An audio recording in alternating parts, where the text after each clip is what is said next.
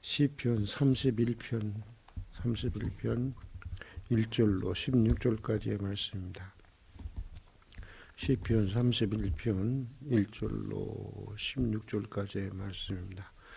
예수께서 마지막 돌아가실 때까지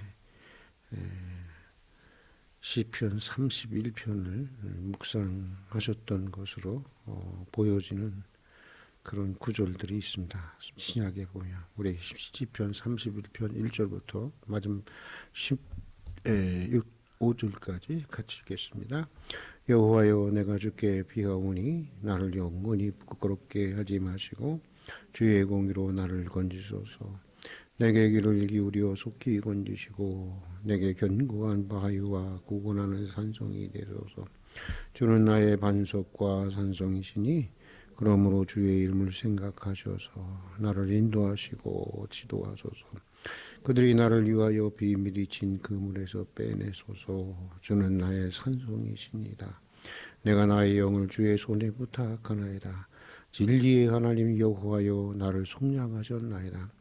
내가 허탄한 거짓을 숭상하는 자들을 미워하고 여호와를 의지하나이다. 내가 주의 인자하심을 기뻐하며 즐거워할 것은 주께서 나의 고난을 보시고 환난 중에 있는 내 영혼을 아셨으며 나를 원수의 수중에 가두지 아니하셨고 내 발을 넓은 곳에 세우셨음이니이다.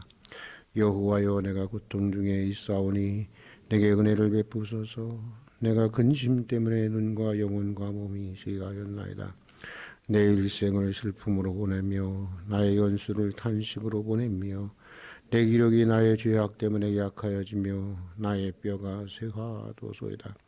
내가 모든 대저국 때문에 욕을 당하고 내 이웃에게서는 심히 당하니 내 친구가 놀라고 길에서 보는 자가 나를 피하였나이다. 내가 잊어버린 바 됨이 죽은 자를 마음에 두지 아니함 같고 깨진 그릇과 같으니이다. 내가 무리를 비방을 들었으므로 사방의 두려움으로 감싸였나이다. 그들이 나를 치려고 함께 의논할 때 내 생명을 빼앗기로 하였나이다. 여호와여, 그러하여도 나는 주께 의지하고 말하기를 주는 내 하나님이시라 하였나이다. 나의 앞날이 주의 손에 있사오니 내 원수들과 나를 핍박하는 자들의 손에서 나를 건지소서. 아멘. 저는 성경 중에 시편을 가장 좋아합니다. 시편을 좋아하는 이유는 시편이 문학적으로 아름답고 위대한 신앙인들의 영웅적인 믿음의 고백만을 담고 있기 때문이 아닙니다. 오히려 하나님을 향해서 흔들리면서 나아가는 연약한 인간들의 영적인 순례의 과정을 꾸밈없이 진솔하게 표현하고 있기 때문입니다. 흔들리면 흔들리는 대로, 또 떨리면 떨리는 대로, 의심이 되면 의심하는 대로, 또 기쁘면 기쁜 대로, 감사하면 감사한 대로, 확고하면 확고한 대로, 오늘은 이런 사람으로, 내일은 저런 사람으로 변화하는 인간의 내면의 세계와 그 삶의 실제를 있는 그대로 정직하게 반영해 주고 있기 때문입니다.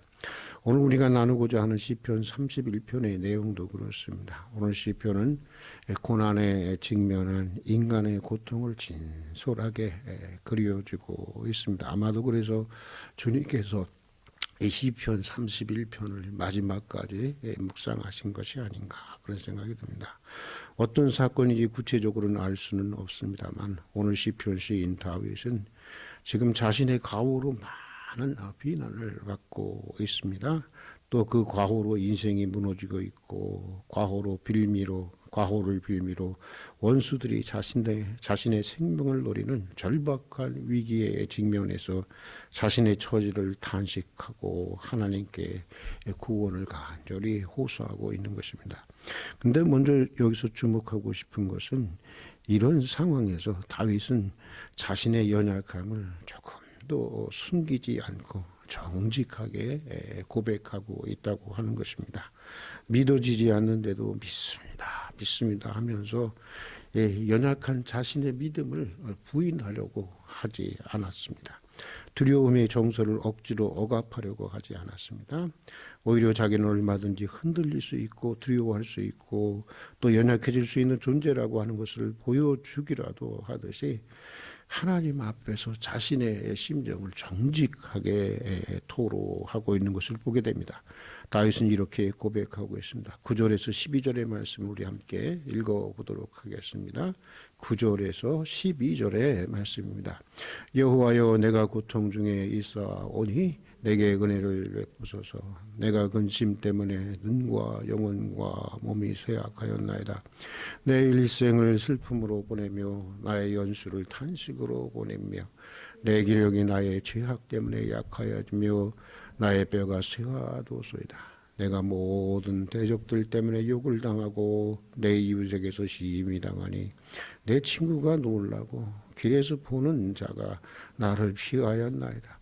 내가 잊어버린 바 됨이 죽은 자를 마음에 두지 아니함 같고 깨진 그릇과 같으니이다. 내가 무리의 비방을 들었으므로 사방이 두려움으로 감싸였나이다. 그들이 나를 치려고 함께 의논할 때에 내 생명을 빼앗기로 깨하였나이다. 괴롭다는 것입니다. 고통스럽다는 것입니다. 정말 몸이 상할 정도로 매우 근심 중에 있다고 하는 것입니다. 또 사람들이 자기를 멀리한다는 것입니다. 자신은 죽은 자와 같이 잊혀져 가고 있고 이 모든 상황이 자신에겐 너무나도 두렵고 불안하고 떨린다고 하는 것인데, 여러분, 우리가 고난에 직면해 있을 때 가장 중요한 것은 하나님 앞에 나의 연약함을 솔직하게 진실하게 정직하게 인정해야 한다고 하는 것입니다. 내가 이 정도에 이렇게 무너질 수 있단 말인가? 내가 이 정도에 이렇게 상처를 받을 수 있단 말인가? 내가 이 정도에 이렇게 두려워해야 하는가? 여러분, 이거 다 교만한 것입니다. 우리는 그보다 훨씬 더 작은 것에도 무너질 수 있는 것이고 상처받을 수 있는 것이고 흔들릴 수 있는 존재라고 하는 사실을 겸손하게 인정해야 하는 것입니다. 우리 시대 대표적인 영성학자이면서 기독교 작가인 헨리 나우엔의 말대로 우리는 우리가 고난에 직면하게 될 때 고통을 억압하거나 고통을 부정하려고 하는 것이 아니라 오히려 고통 한복판에서 우리는 우리의 고통에 직면해야 하는 것입니다. 그러면서 자신의 연약함을 깨닫고 그것을 정직하게 수용하는 것입니다. 그리고 바로 자신의 그 연약함의 자리를, 자신의 흔들리는 자리를, 자신의 두려움의 자리를 간절한 기도의 자리로 삼게 되는 것입니다. 그럴 때 정말 자기 영혼이 바쳐지는 정직한 기도를 하나님 앞에 드릴 수 있게 되는 것입니다. 자, 그리고 또 우리가 믿음의 삶을 살아가면서 특별히 고난에 직면해 있을 때 내가 누구인지 자신의 믿는 자로서의 자신의 정체성을 분명히 해야 한다고 하는 것입니다. 오늘 시편 14절에서 시인 다윗은 주는 내 하나님이시라라고 고백하고 있습니다. 자신은 주님의 것이라고 하는 것입니다. 내가 비록 죄를 지었어도 과오를 지었어도 주님의 것이고 흔들려도 주님의 것이고 불안해도 주님의 것이고 두려워해도 주님의 것이라는 것입니다. 주님의 것이니까 주님이 책임져 주시지 않겠냐는 것입니다. 아니, 주님이 책임을 지어 주신다고 지셔야 한다고 하는 것입니다. 여러분, 믿음의 삶을 살면서 모두가 경험하는 것처럼 여러분, 사탄은 언제나 하나님의 자녀로서의 우리의 믿음의 정체성을 무너뜨리려고, 이것을 혼란스럽게 하려고 굉장히 애를 씁니다. 우리는 예수님의 광야 시험을 통해서 그것을 볼 수가 있습니다. 40일을 금식한 예수에게 사탄이 제일 계속적으로 시험하는 것이 무엇입니까? 하나님의 아들로서의 예수의 자기 정체성에서 이걸 계속 사탄은 흔들었습니다. 내가 만일 하나님의 아들이거든, 이 돌을 떡동으로 만들어, 이런 말입니다. 이것도 안 하면서 이것도 못하면서 무슨 내가 하나님의 아들이냐라고 하는 것입니다. 사탄은 하나님의 사람으로서 정체성이 무너지면 모든 것이 무너진다고 하는 사실을 너무나도 잘 알고 있기 때문입니다. 그래서 끊임없이 하나님의 자녀로서의 우리의 정체성을 이렇게 정체성의 혼란을 가져다주고 그것을 흔드는 것입니다. 내가 그러고도 예수 믿는 사람이야? 내가 그러고도 목사야? 항상 우리를 굉장한 그 혼란 속으로 가져가는 것입니다. 여러분, 부부가 아니라 교회에서 다툴 때 정말 하지 말아야 할 말이 있습니다. 이런 얘기예요. 저한테 이런 말씀 하지 마세요. 당신이 그러고도 목사야? 이런 말 절대로 하지 마세요. 아셨죠? 당신이 그러고도 사모야? 당신이 그러고도 장로야? 당신이 그러고도 권사야? 당신이 그러고도 예수 믿는 사람이야? 여러분, 이러면 안 되는 거예요.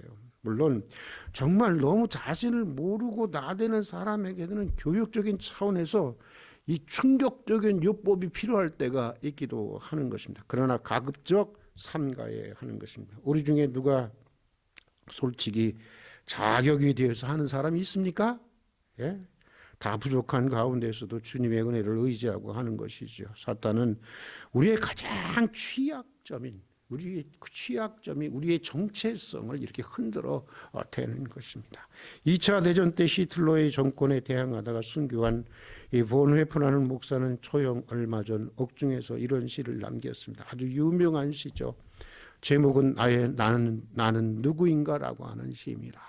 이런 시입니다. 나는 누구인가 태어나고 명랑하며 확신에 가득 차 마치 영주가 자기 성을 나오는 것처럼 내가 감방에서 걸어 나온다고 사람들은 자주 내게 말을 한다. 나는 누구인가 자유롭고 친절하며 분명하게 마치 명령이라도 하는 것처럼 내가 간수에게 대화한다고 사람들은 자주 내게 말을 한다. 나는 누구인가 침착하고 미소 지으며 자랑스럽게 마치 승리에 익숙한 사람처럼 내가 불행한 나날을 참고 있다고 사람들은 내게 말을 한다. 나는 정말 다른 사람이 나에 대해서 말하고 있는 사람과 같은 사람일까? 아니면 나는 내가 내 자신에 대해서 알고 있는 사람에 지나지 않는 것일까? 세상 안에 새처럼 불안하고 그리워하며 병들었고 목이 졸렸을 때처럼 숨을 쉬려고 몸부림치면서 색깔과 꽃들, 새들의 노래에 굶주리고 좋은 말들과 인간적인 친근함에 목말라하며 폭정과 아주 사소한 모욕에도 분노하여 몸을 떨고 위대한 것에 대한 기다림에 사로잡히고 끝없이 먼 곳에 있는 친구들을 그리워하다가 낙심하고 기도하고 생각하고 창작하는 데 지쳐서 허탈에 빠지고 의기소침하여 모든 것에 이별을 고하려 한다. 나는 누구인가? 전자일까? 후자일까? 오늘은 이런 사람이고 내일은 저런 사람인가? 양자가 동시에 나일까? 사람들 앞에서는 위선자이고 나 자신 앞에서는 경멸할 수밖에 없는 불행한 약자일까? 아니면 아직 나의 마음이 이미 얻은 승리 앞에서 혼란에 빠져 결국 패잔병이 된 군대와 같단 말인가? 나는 누구인가? 이 고독한 물음이 나를 비웃는다. 그러나 내가 어떤 사람이건 오 하나님, 당신은 나를 아십니다. 나는 당신의 것입니다. 보네프의 고백대로 우리의 과거가 어땠고 현재가 어떻든지 오늘은 이렇고 내일은 저런 사람이라도 분명한 것은 우리는 누구의 것이라고요? 주님의 것이라고 하는 것입니다. 예수님의 십자가의 죽음을 대가로 지불하고 얻은 하나님의 소유라고 하는 것입니다. 설령 죽을 잘못을 했어도 우리는 하나님의 것이고 하나님의 자녀인 것입니다. 그러므로 우리 인생을 주관하시는 이는 바로 하나님이신 것입니다. 내 원수가 아닌 것입니다. 나를 둘러싼 환경이 아닌 것입니다. 다윗은 오늘 시편 15절에서 이것을 이렇게 고백하고 있습니다. 15절 같이 한번 읽어보겠습니다. 나의 앞날은 주님의 손에 있사오니. 나의 앞날이 누구의 손에 있사오니? 주님의 손에 있사오니 내 원수들과 나를 핍박하는 자들의 손에서 나를 구원하소서. 지금 시편 시인의 주변에는 시인을 죽이려는 대적들로 가득한 상태입니다. 마음만 먹으면 언제든지 죽일 수 있을 것 같은 그런 현실입니다. 마치 그들에 의해서 자신의 인생의 앞날이 결정될 것만 같은 그런 상황이었습니다. 그러나 시인 다윗은 하나님의 것으로 자신의 정체성을 분명히 하면서 단호하게 그것을 거부합니다. 그것이 아니라는 것입니다. 그것은 진실이 아니라는 것입니다. 자신의 앞날을 주관하시는 이는 누구라고요? 하나님이시라는 것입니다. 내 인생은 나를 둘러싼 대적의 손에 있는 것이 아니라 나는 지금 하나님의 손에 붙들려 있다고 하는 것입니다. 나는 하나님의 것이기 때문이라는 것입니다.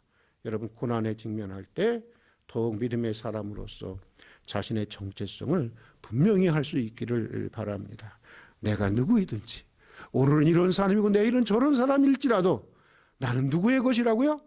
나는 하나님의 것이다 라고 하는 분명한 믿음의 인식, 자기 인식, 자기 고백으로부터 우리는 다시 희망을 바라보게 되는 것입니다. 자, 그리고 또 오늘 시편 시인처럼 고난에 직면해 있을 때 우리는 하나님의 섭리의 강에 우리의 영혼을 던질 수 있어야 하는 것입니다. 5절에 보니까 오늘 시편 시인은 이렇게 고백합니다.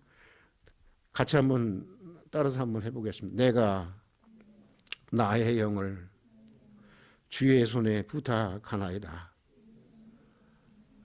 뭐가 생각납니까? 예수님이 마지막 돌아가실 때 내 영혼을 아버지 손에 부탁하나이다. 그 기도가 떠오르죠. 예.